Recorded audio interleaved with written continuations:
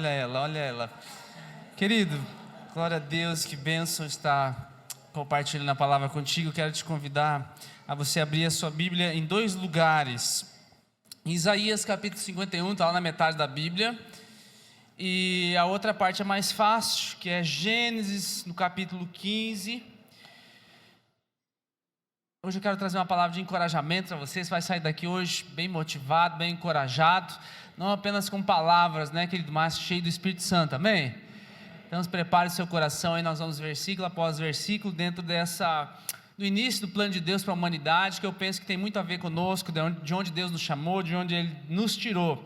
E esse texto aqui de Isaías, no capítulo 51, o contexto é que eles estão longe da sua casa, perderam tudo, estão exilados, e em algum momento existe uma nação aqui tentando tirar eles do lugar, e Deus traz uma palavra de encorajamento, de conforto para eles. E dentro dessa palavra de encorajamento, no verso 2 já do capítulo 51, ele cita uma situação de Abraão, que aí depois eu vou voltar lá em Gênesis para a gente ver toda essa situação que Isaías está citando centenas e centenas de anos depois. Ele fala assim lá no Isaías capítulo 51, verso 2: olhai para Abraão, o vosso pai, e para Sara que vos deu a luz, porque sendo ele um só, tem três palavras aqui: eu o chamei, eu o abençoei e o multipliquei.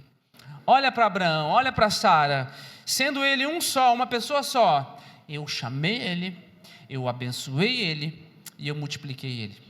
Agora, entre a promessa e a concretização daquilo que Deus dá para nós, existem algumas coisas e algumas situações, é onde eu quero entrar no texto contigo, que vai estar lá em Gênesis 15, deixa aberto lá, que agora eu vou dar um apanhado geral para você, para a gente poder entrar versículo após versículo no capítulo 15 de Gênesis.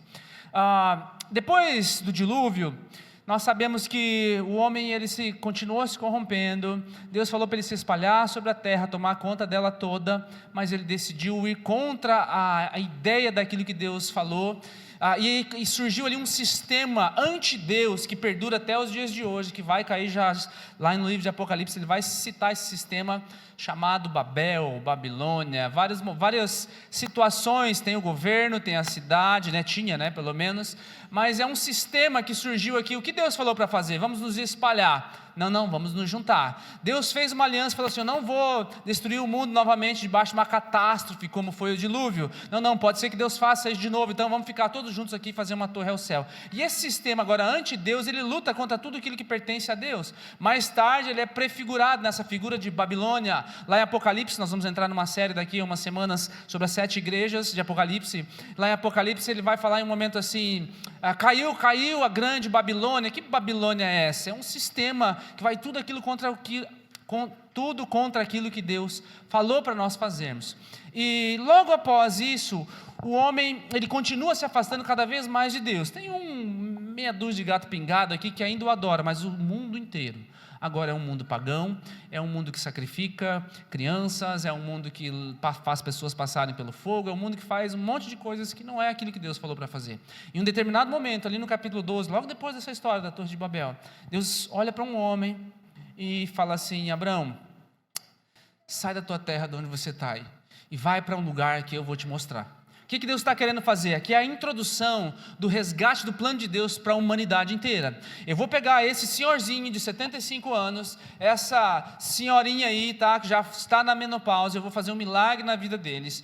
Eu vou fazer de vocês, casal estéril, nessa altura da vida, que já está bem estabelecido, está numa cidade bacana, já é a terceira geração que está vivendo aqui nessa cidade, que já plantou comércio, já fincou raízes. Eu vou fazer dessas pessoas aqui uma nação, para que todo mundo na terra entenda quem é Deus, e dessa nação vai vir o Messias. Entenda que nesse momento é uma promessa de Deus só. Sai da tua casa, sai do meio dos teus pais, vai para um lugar que eu vou te mostrar, e olha, por meio de você, todas as nações da terra serão abençoadas. É uma promessa boa, não é, gente?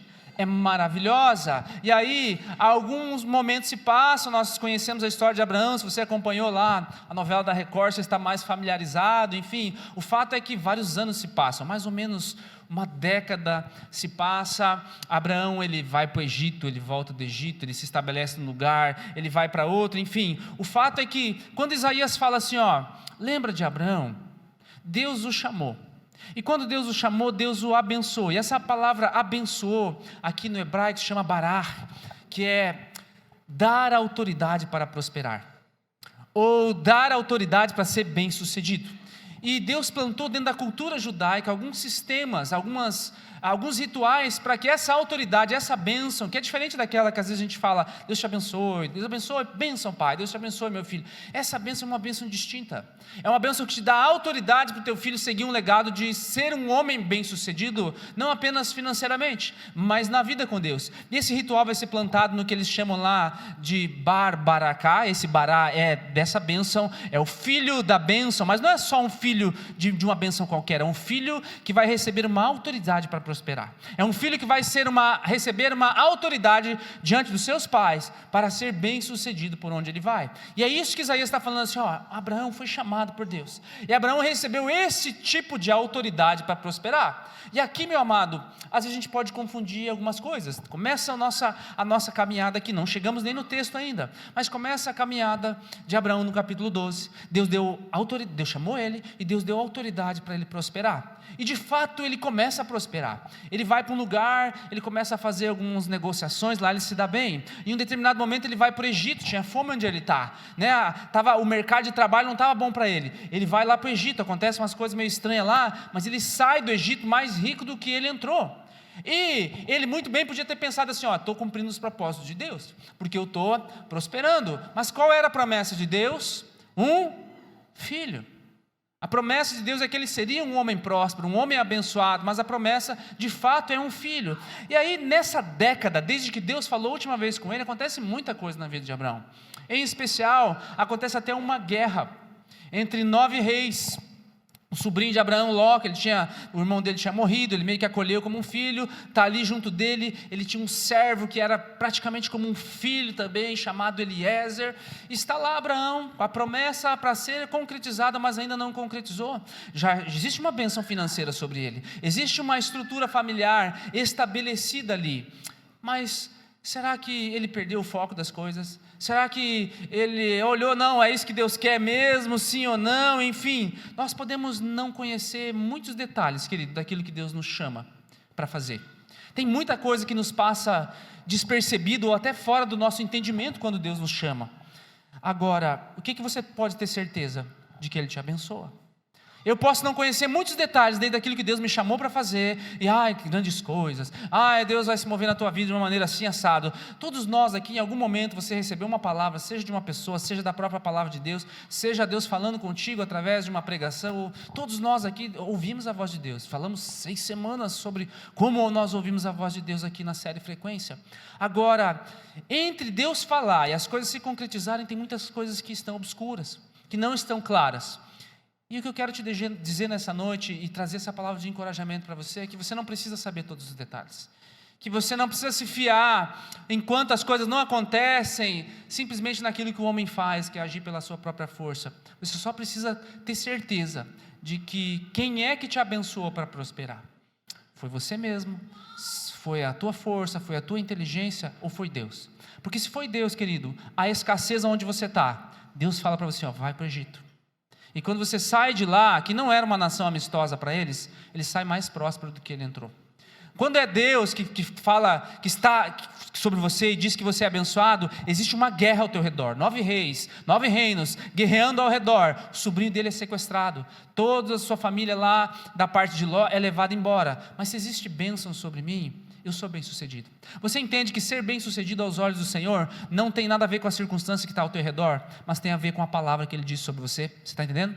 Amém? Ser bem sucedido aos olhos de Deus, querido, não se limita se você é ou não é próspero nas coisas materiais, se você está tudo certinho na tua vida agora ou não. Ser bem sucedido aos olhos de Deus significa você está debaixo da bênção dEle.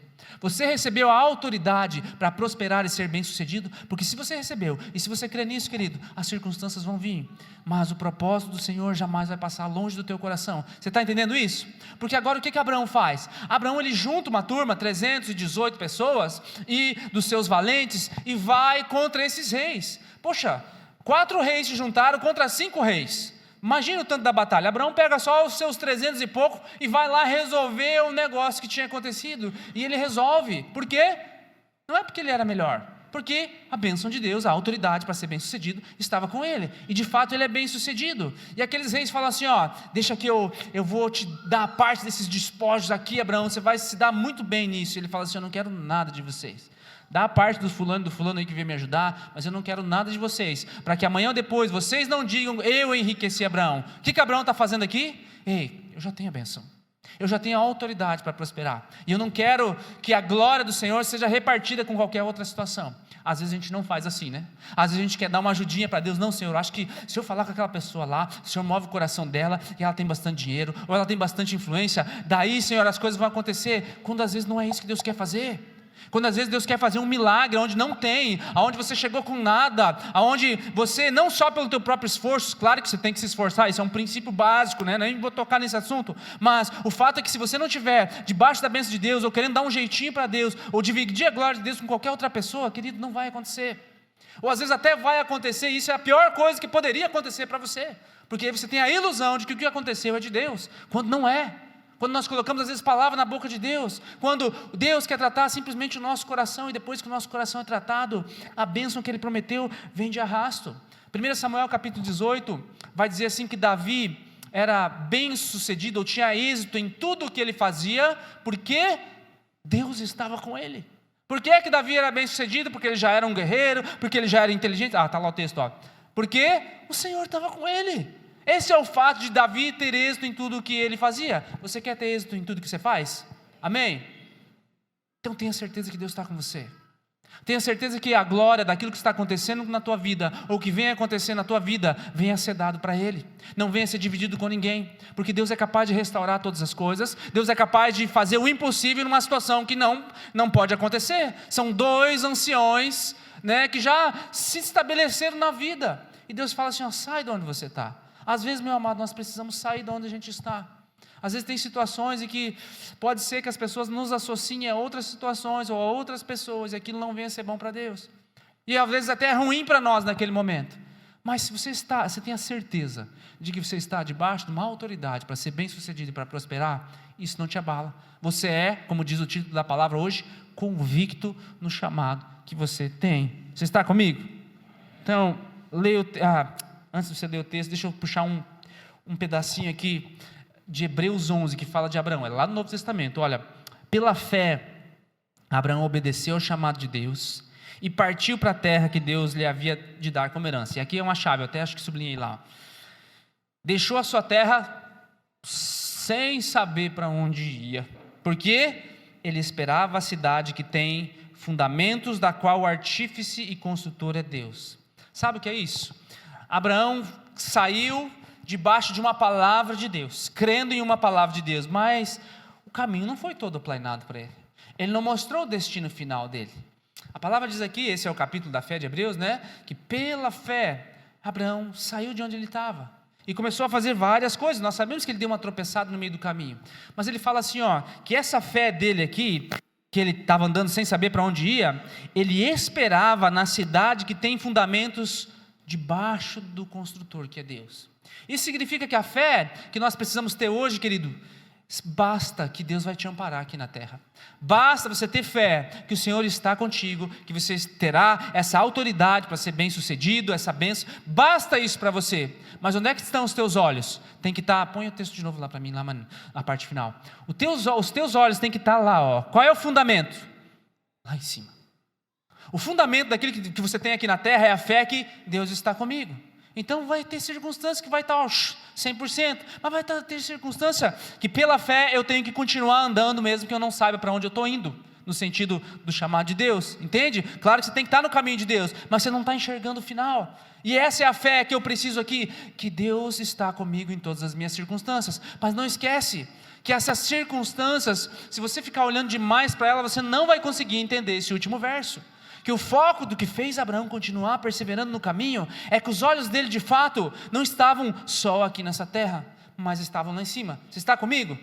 Mas até ele chegar a esse processo que Hebreus fala, daquilo que já executou no coração de Abraão, tem algumas coisas acontecendo no coração dele, é o que eu quero partilhar contigo, nos próximos 20 minutos, nos versos 1 a 7 de Gênesis. Olha lá comigo, nós vamos verso após verso.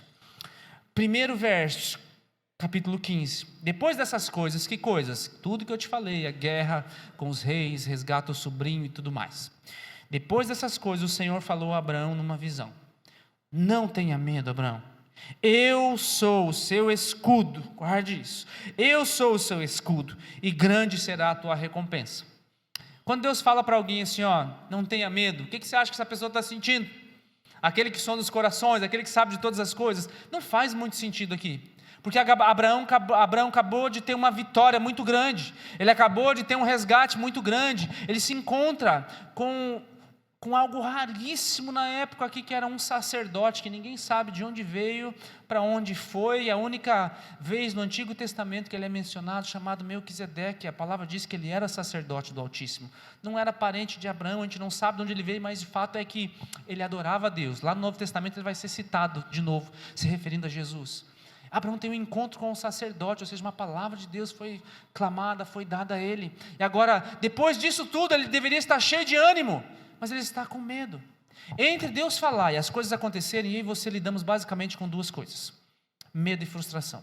Sempre que nós recebemos uma palavra de Deus, enquanto as coisas não acontecem, algumas circunstâncias saem do eixo, nós lidamos como cristãos com medo e frustração. Por isso que a primeira coisa que Deus fala com Abraão, depois de uma vitória, depois de talvez o ânimo dele estar lá em cima, ele fala assim: não tenha medo, grande será a tua recompensa. O que ele está falando para Abraão? Ei, confia em mim, a promessa ainda está valendo para você. Agora, tem algumas coisas na discussão que ele vai começar aqui com Deus, que revelam o que está acontecendo no coração dele, porque nesse momento Abraão está tomado de medo, e o medo paralisa as pessoas. O medo, ele impede você de concretizar o propósito de Deus. Medo de que vai faltar. Então aí você não consegue romper na área financeira, Deus consegue mexer em todas as áreas da tua vida, né? na cura, no emocional, mas nas finanças ele não consegue. Medo de que vai faltar. Não, se sair da minha mão, sai da minha vida. E aí o medo te paralisa de vivenciar a bênção de Deus nessa área, sabe? O medo de perdoar e ser rejeitado te paralisa de fazer novas amizades, de se envolver de repente em um novo relacionamento saudável, de experimentar a presença plena do Espírito Santo, porque aquilo que nós retemos de perdão para as pessoas, Deus retém para nós nos céus. Não é isso que a gente ora no Pai Nosso, gente?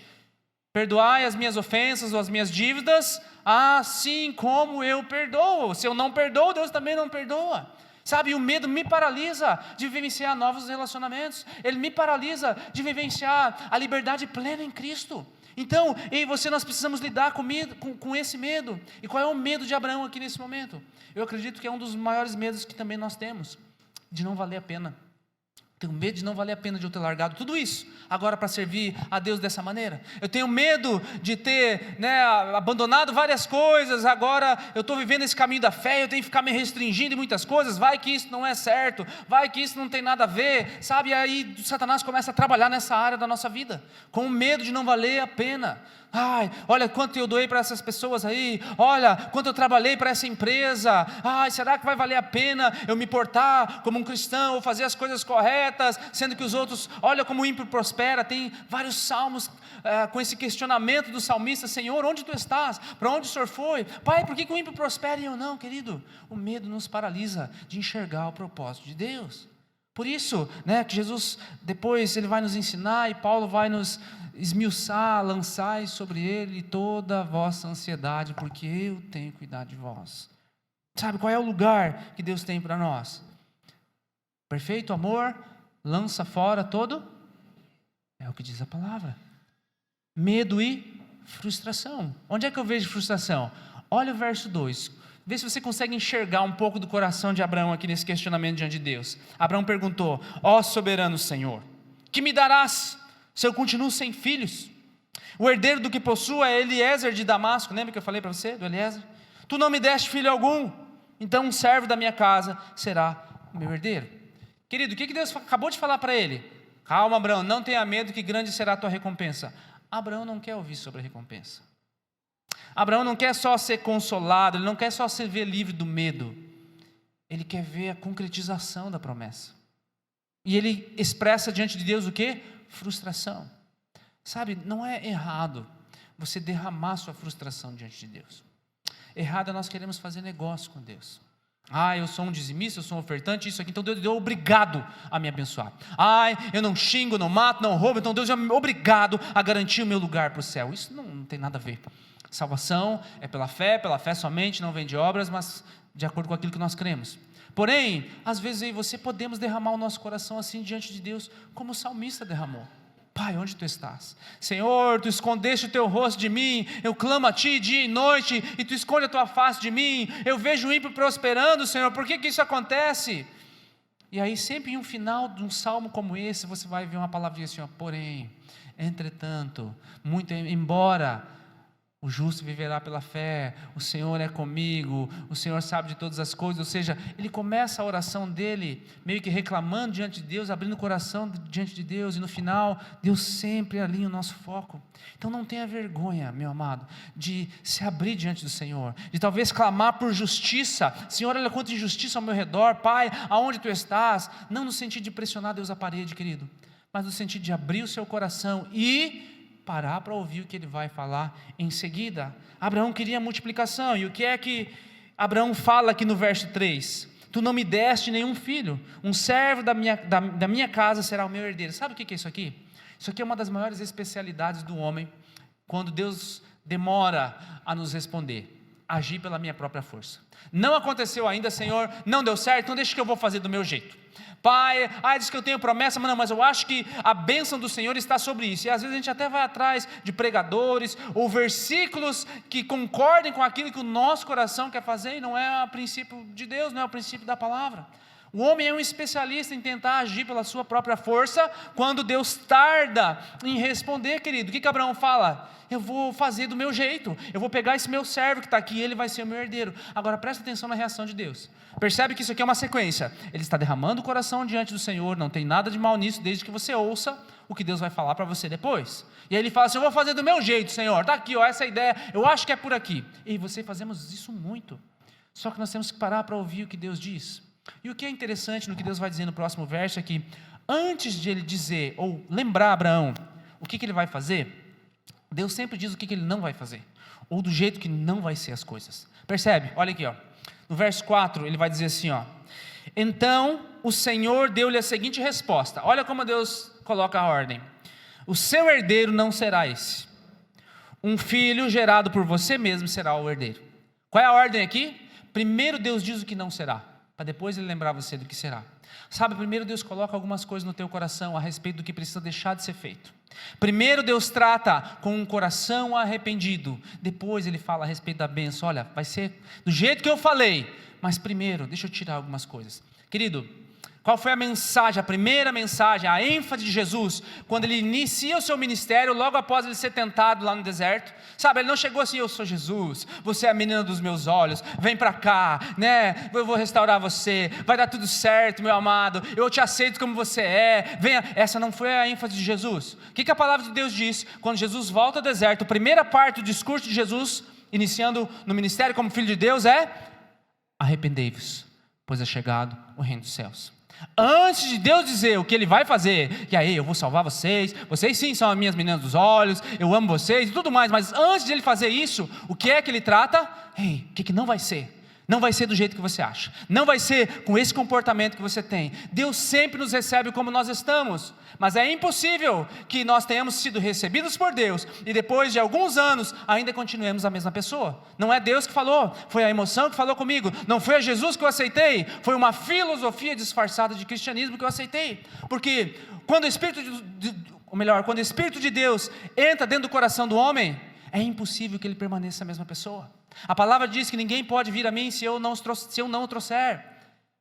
Sabe, Deus sempre nos aceita, meu amado, Deus sempre nos recebe. Só que se nós perdemos o foco e acharmos que as coisas são só aqui, tudo se trata daqui, eu tenho que ser isso, eu tenho que ser aquilo.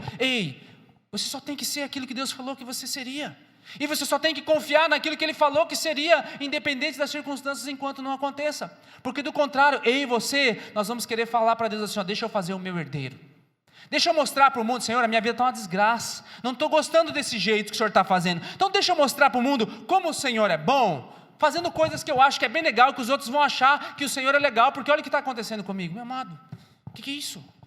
Essa é a geração dos últimos tempos, é a geração onde o amor de muitos esfriaria, é a geração das vãs filosofias, é a geração, como diz a palavra, o seu Deus é o seu ventre. Eu olho só aquilo que eu quero, só aquilo que eu gosto, eu seleciono partes das escrituras que me desagradam, e eu às vezes gostaria de arrancar umas páginas da Bíblia e ficar só com a caixinha de promessas, né? Só com aquela parte boa. Meu amado, antes de Deus derramar a bênção extraordinária, que você não vai ter onde guardar, que vai vir maior abastança, toda aquela promessa de prosperidade que é verdade, está na Bíblia, mas antes de Ele fazer com isso, Ele tem que tratar com o nosso coração. Antes de fazer o que Ele diz que vai fazer, Ele nos diz o que não vai fazer. E aí, Ele alinha o coração, Ele alinha o nosso coração. Agora, como é que Deus alinha o nosso coração?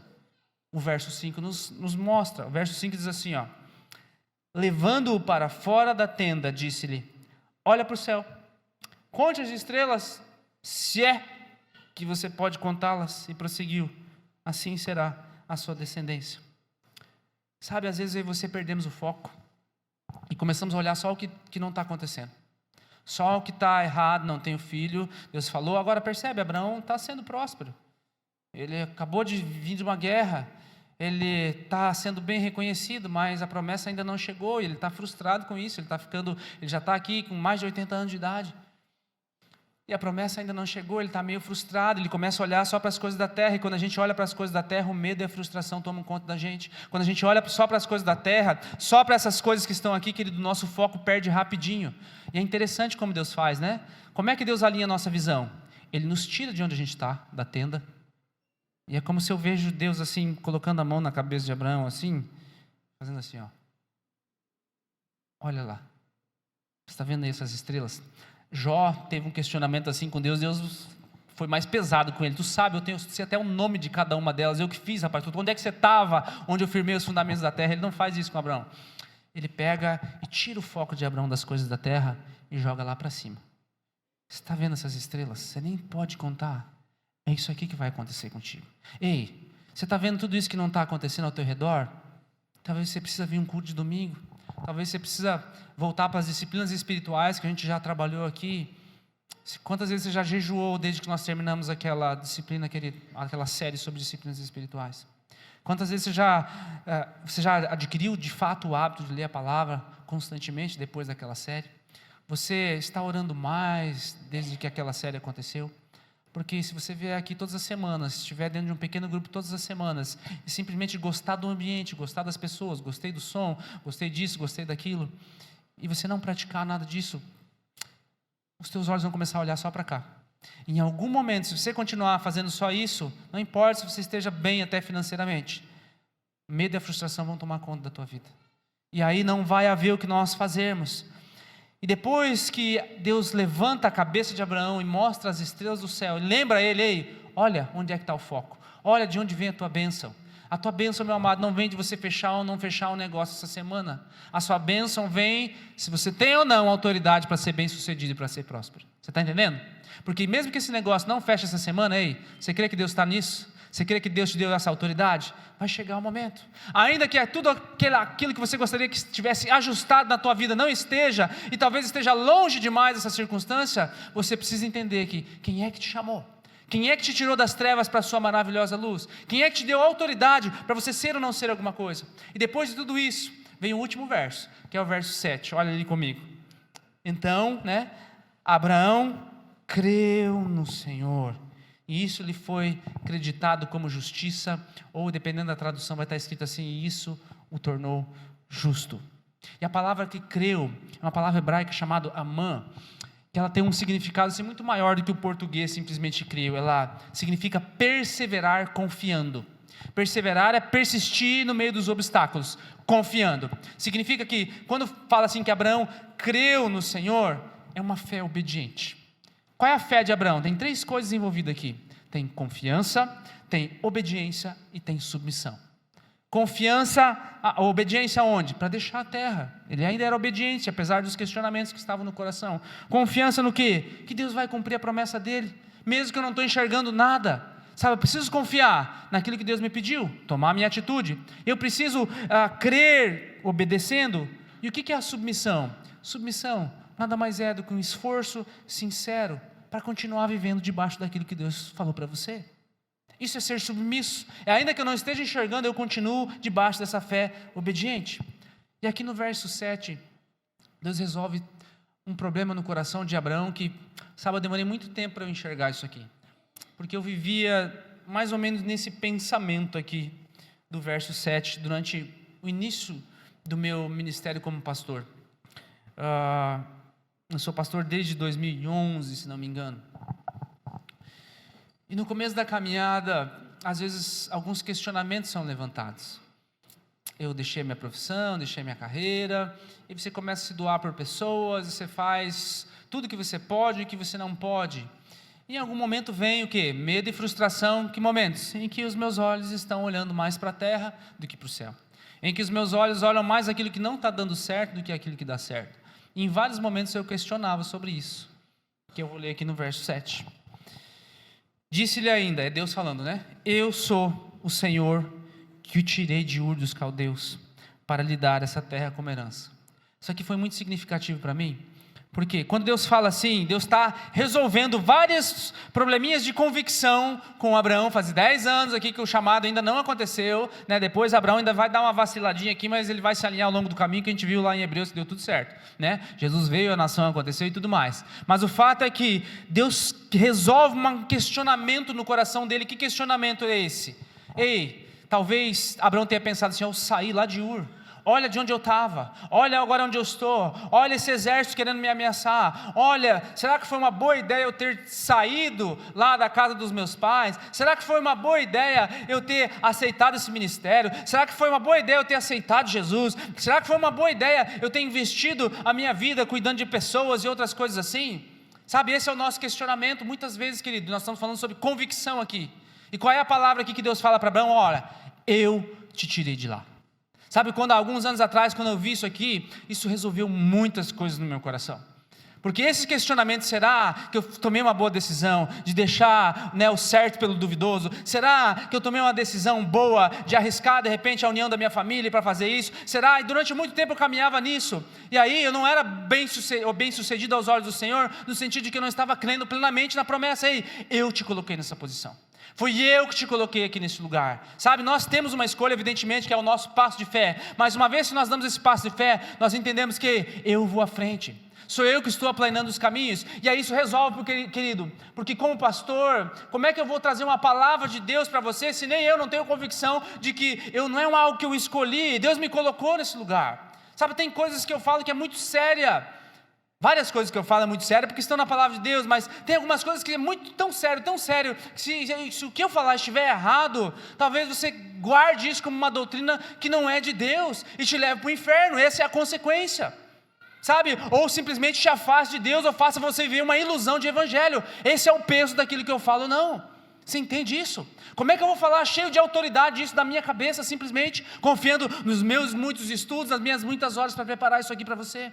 Não pode, eu não consigo, eu não quero carregar esse fardo. Agora, quando Deus me coloca, quando eu tenho a convicção, essa é a ideia da palavra, quando eu tenho a convicção daquilo que Deus colocou sobre mim, meu amado, Deus vai falar sobre a tua boca, e as coisas vão acontecer. Deus vai falar através de você, lá onde você estiver no teu trabalho, você vai determinar coisas sobre a tua família, você vai expulsar demônios, você vai plantar as tuas mãos sobre a vida de pessoas, e a cura sobrenatural vai acontecer, sabe, a mudança na atmosfera do teu lar, de discórdia, desunião talvez, de muita briga, vai mudar. Por quê? Por causa de uma postura de convicção sobre quem Deus me chamou para ser. Deus não me chamou para viver uma família desse jeito, então em nome de Jesus aí você toma a tua posição.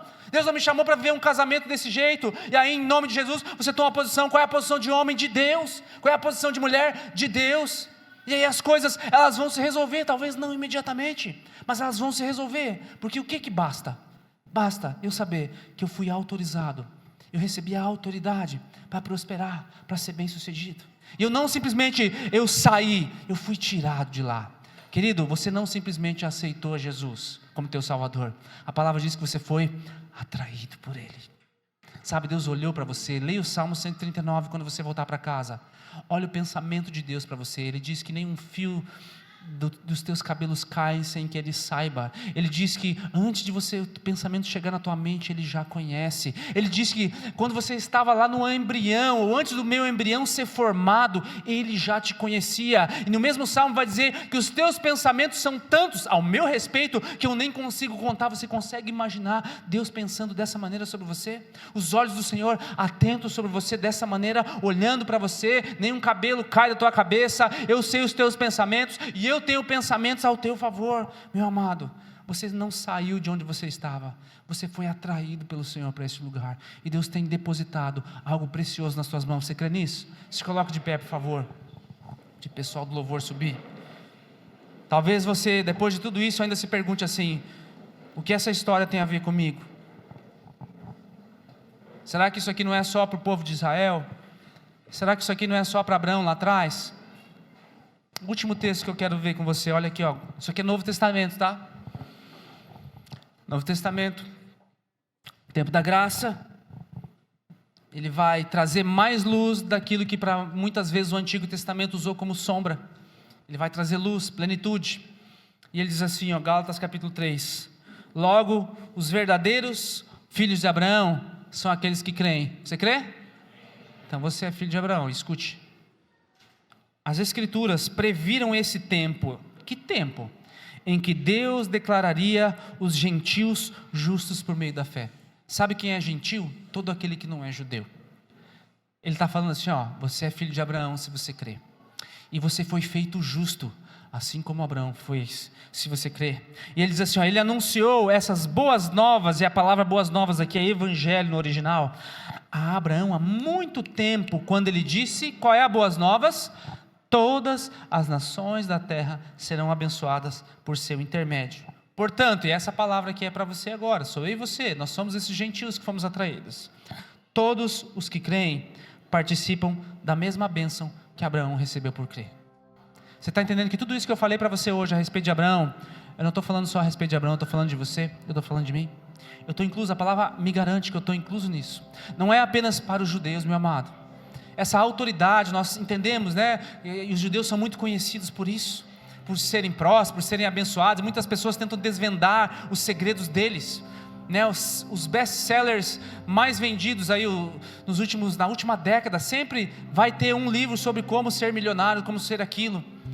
Quando as pessoas, e muitos desses livros vão citar hábitos dos judeus, tentando desvendar qual é o mistério deles. O mistério deles é que eles têm a autoridade de Deus para prosperar, e eles caminham segundo isso. Você não precisa ler nenhum livro desse para prosperar, você precisa estar diante de Deus. Não adianta ler todos esses livros aí, você não vai conseguir prosperar, porque sem a bênção de Deus, talvez você só ganhe dinheiro e viva uma vida miserável. Tudo que você vai ter na vida é apenas dinheiro, e o resto é muito pouco. Jesus não morreu para que nós simplesmente fôssemos prósperos financeiramente. Isso é um xingamento diante de Deus, pedindo, Senhor, morra, Senhor, para que eu ganhe dinheiro só. Querido, Deus morreu para que você vivêssemos eternamente com Ele. Deus morreu para que você nos reencontrássemos com Ele. Jesus morreu e veio aqui para que os teus olhos fossem abertos e você fosse sim autorizado para prosperar em muitas coisas aqui na terra. Deus não é contra isso, muito pelo contrário. Mas o teu foco tem que estar lá nos céus. O teu foco tem que saber que Deus te fez, Deus te colocou aqui com um plano muito maior. E você precisa investir cada dia na tua vida em coisas que podem refletir na eternidade, não apenas aqui na terra. Sabe, a palavra de hoje é uma palavra de encorajamento. E nós começamos lendo o versículo que Deus falou assim, ó, eu sou o teu escudo. E tem uma canção que reflete exatamente isso. Eu gostaria que cada um de nós saíssemos daqui hoje na certeza de que o que quer que você esteja vivendo, qualquer circunstância, seja no teu trabalho, seja no teu casamento, seja na tua vida pessoal, você saiba que você só precisa de uma pessoa que te autorize a prosperar e ser bem sucedido. E essa pessoa é Jesus Cristo, o Filho de Deus, que deu a sua vida por você. E a sua resposta por Ele é, Senhor, faz de mim o que Tu queres. Mas eu não estou vendo isso acontecer hoje. E aí você vai orar essa canção junto comigo. Eu achei o amor. Eu achei o amor verdadeiro. Eu achei o amor que me traz paz. Eu achei o abrigo no meio da tribulação. Sabe, eu achei o conforto que de fato eu preciso. E o refrão vai dizer assim, ó, meu escudo, minha proteção, acima da razão. Significa que eu não entendo, mas Tu és meu escudo. E ele diz assim, a tua força não é a minha, a tua força é que me faz crer além do que eu consigo ver. E aí eu vou nas palavras de Abraão, em ti eu posso confiar. Querido, e quando nós chegarmos nessa parte, nós vamos repetir simplesmente 2 palavras: eu confio. Mesmo que você não esteja confiando, eu quero te convidar a abrir a tua boca e dizer: acorda a tua alma. Começa dizendo sem crer mesmo, que à medida que você vai repetindo, o Espírito Santo vai cravar essa verdade no teu coração, e vai chegar em algum momento dessa repetição aí, que o teu coração de fato vai: eu confio nele. Vamos orar, e depois vamos orar essa canção. Pai querido, tantas situações, tantas lutas que nós enfrentamos, Pai, nós não sabemos como lidar com elas, nós não queremos ceder ao medo e nem à frustração.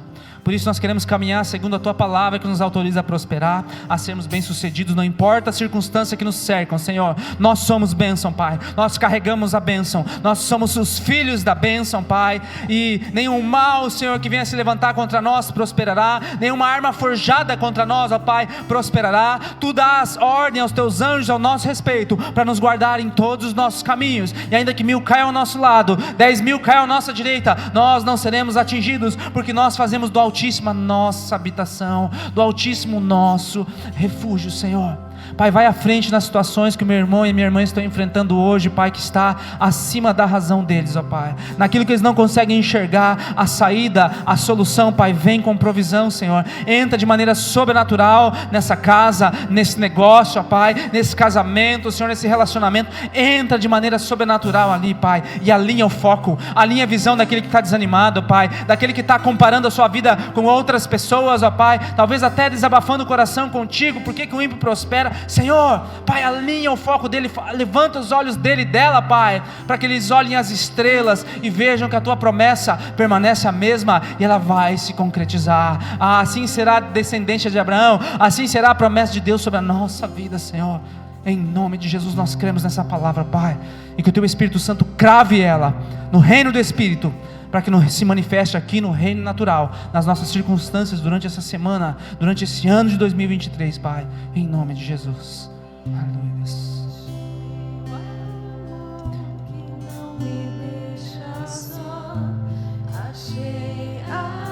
Essa é a verdade, amor e alegria maior. Descansa minha alma.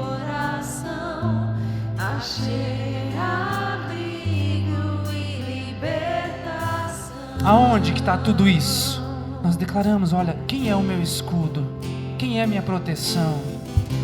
Escudo e proteção, acima do que eu entendo.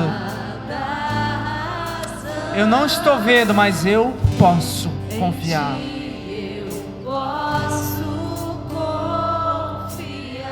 Porque há uma força sobrenatural em mim que me faz crer. Oh Jesus, é verdade, Pai.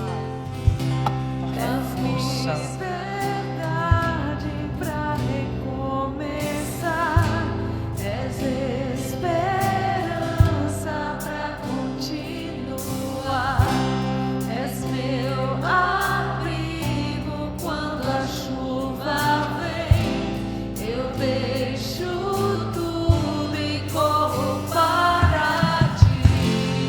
Vamos declarar todos juntos. Escudo e proteção, acima, Senhor, razão em ti.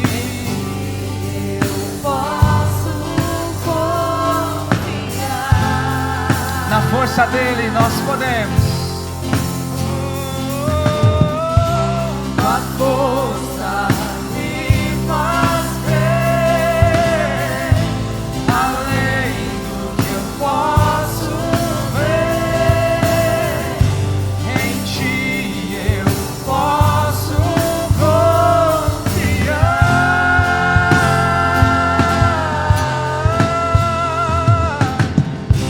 Eu confio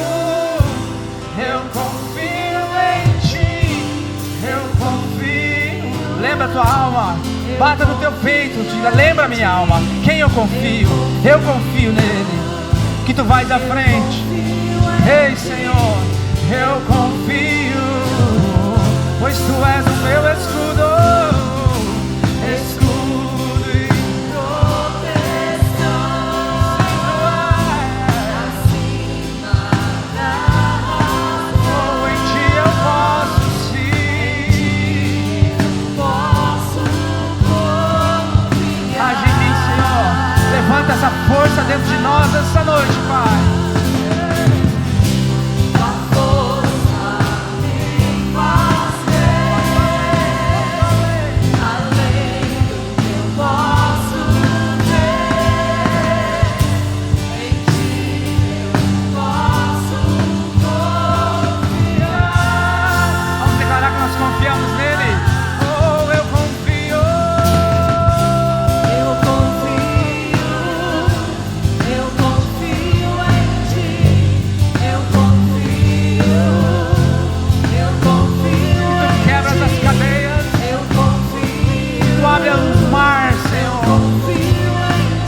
Abre as portas, Pai.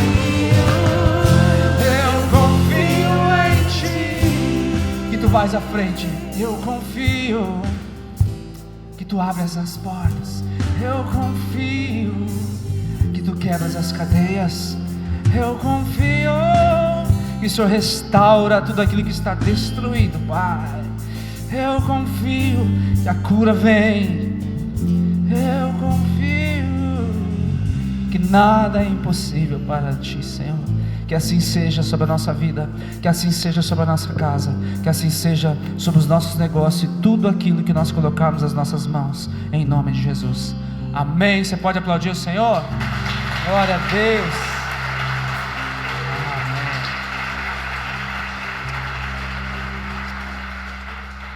Pode tirar. Glória a Deus. Vou pedir para você se assentar por um instantinho, que como vocês sabem, as crianças vieram, né, participaram do Transforma Kids, e agora nós vamos ouvir o testemunho delas, né, para que o que Deus fez na vida delas. Não sei se você acompanhou, eu acompanhei nas redes ali, eles estavam muito empolgados, e creio que Deus moveu com eles. Amém, pastora Priscila? Pode.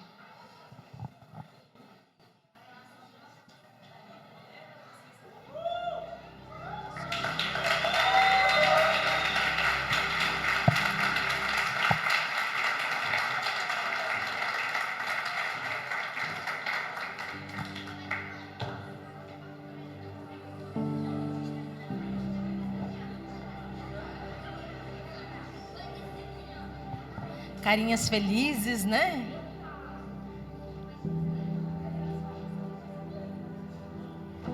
Pastora Priscila. Boa noite, igreja. Então, nesse final de semana, a gente teve o Transforma Kids, que foi o encontro com Deus para as crianças, né? E a gente teve a participação de 25 crianças aqui da Verdade de Porto Belo. Nós estávamos lá em 60 crianças das outras igrejas aqui da região também.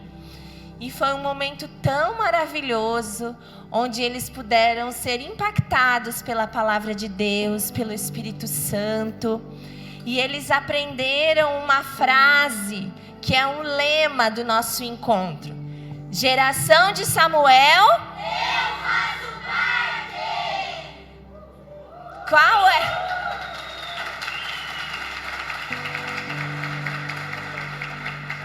Geração de Samuel, porque foi um menino que ouviu a Deus enquanto criança e obedeceu, e ele foi um grande homem usado por Deus, né? Como a gente conhece a história do profeta Samuel. Então todo o encontro é baseado na história, na vida dele, né? Nas experiências que ele teve enquanto criança. Nós cremos que o Espírito Santo, ele quer se manifestar na vida das crianças desde a pequena idade deles, para que eles já sejam marcados pelo Espírito Santo e eles tenham a vida deles transformada. Pensa você a diferença que teria feito na sua vida se você tivesse conhecido Jesus enquanto você era criança, né? Quantas coisas poderiam ter sido evitadas, né? Quantos lugares nós poderíamos não ter ido, quantas coisas poderíamos não ter feito, né? Mas, infelizmente, foi assim. E Deus nos trouxe quando adultos. E eles têm a oportunidade desde pequenos. Louvado seja o Senhor. E eu queria saber quem quer falar um pouquinho. Oh, temos uma corajosa aqui. Zoe, conta pra nós. Teve um momento que eles fizeram tipo um corredor com as mãos assim, para orar pelas crianças. E daí, quando eu passei por lá, eu senti que a minha respiração estava ficando mais ofegante. E eu comecei a tremer. E foi isso. Daí eu senti que Deus estava lá. Eu senti naquela... Quem mais quer falar? Menino, Samuel, fala.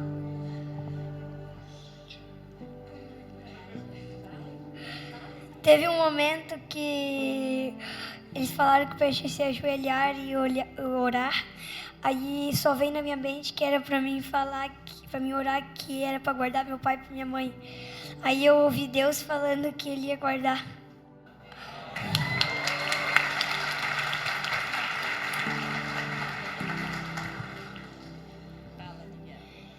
Eu ia falar do mesmo momento do Samuel, que teve um momento que nós sentamos e se ajoelhamos e oramos. E eu fiquei muito feliz por isso e amei.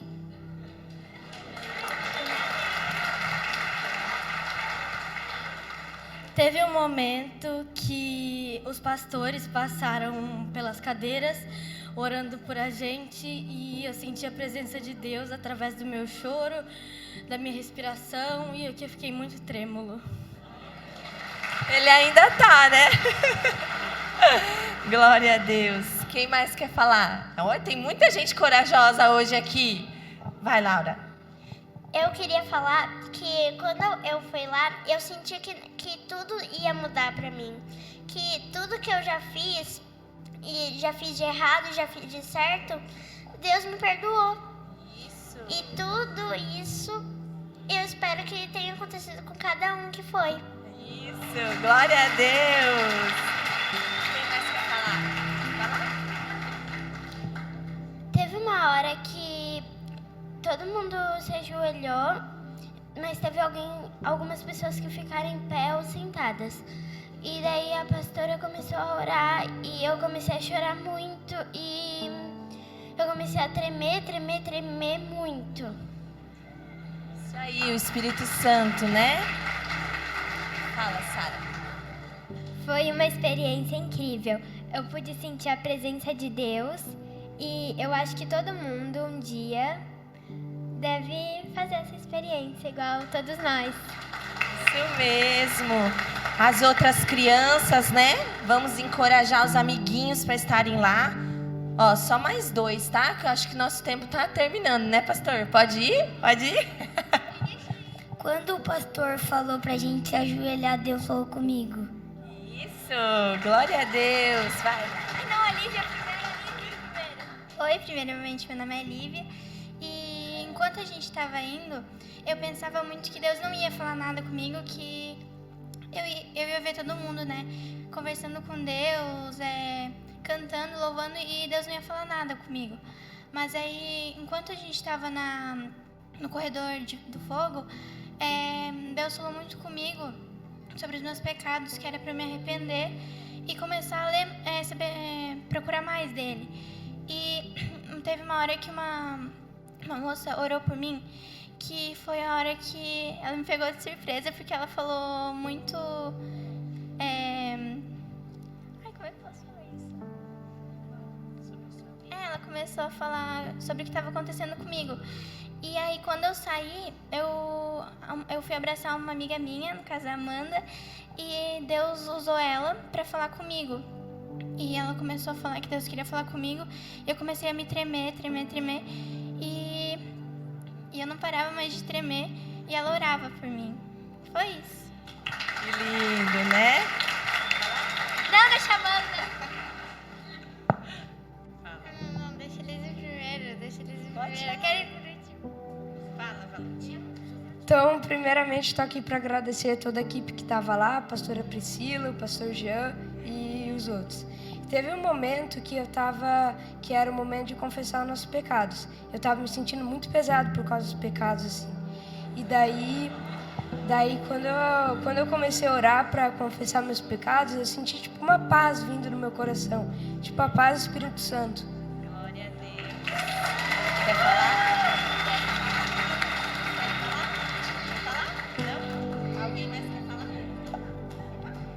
Deus falou comigo através de muitas coisas, de vídeos, de palavras, de músicas, mas o que mais mexeu comigo foi o corredor da bênção, que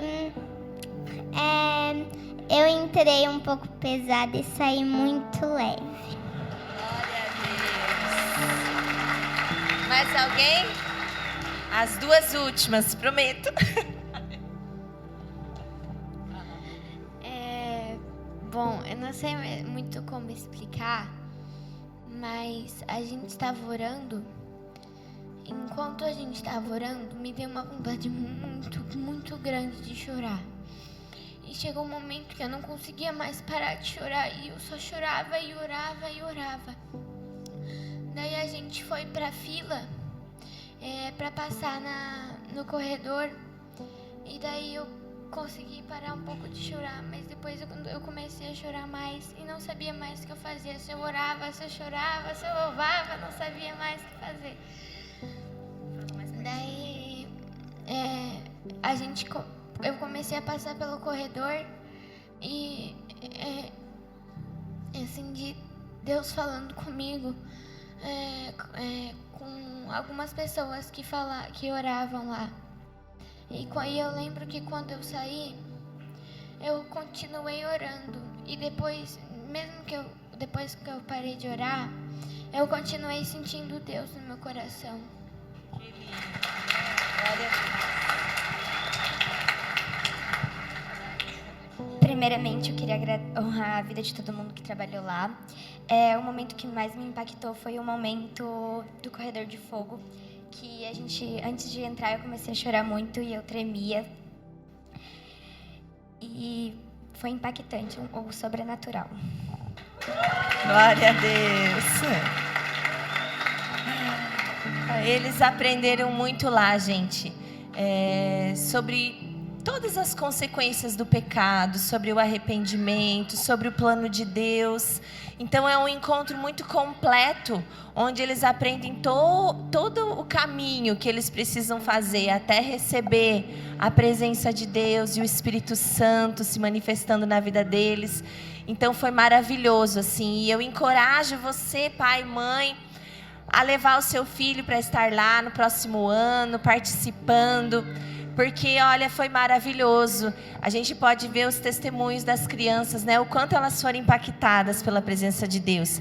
Quero honrar aqui as meninas que estiveram comigo de Porto Belo, a Manu, a Caris, a Carol, tão prestativas. Obrigado pelo apoio. Toda a equipe das outras igrejas, né? O pastor Jean e a pastora Cris, que estavam à frente do evento.